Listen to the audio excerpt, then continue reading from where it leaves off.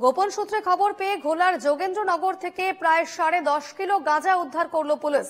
এই ঘটনায় 3 জনকে গ্রেফতার করেছে ব্যারাকপুর পুলিশ কমিশনারেটের পুলিশ।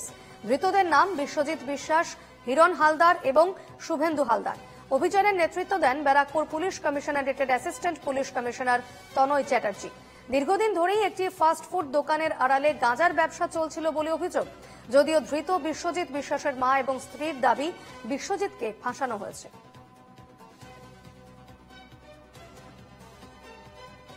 কিছু জানে না, ওরা শুধু বলেছে তোর বাড়িতে এটা রাখ, ব্যাগটা রাখ।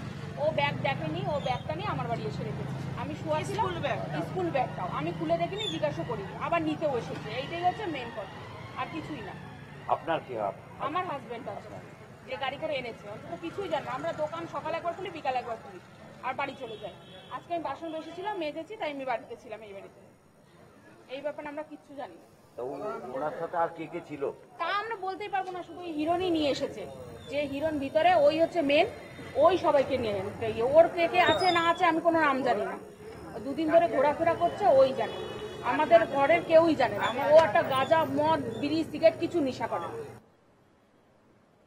আমার ছেলেকে ডেকে নিয়ে এই গাড়িতে তুলেছে, বুঝতে পারছেন? আমি একদম ডাইরেক্ট বলতে নাই, আমার ছেলে আমি কাউকে মিশতে দেই না, কোনো ছেলের সঙ্গে মিশতে দেই না স্যার।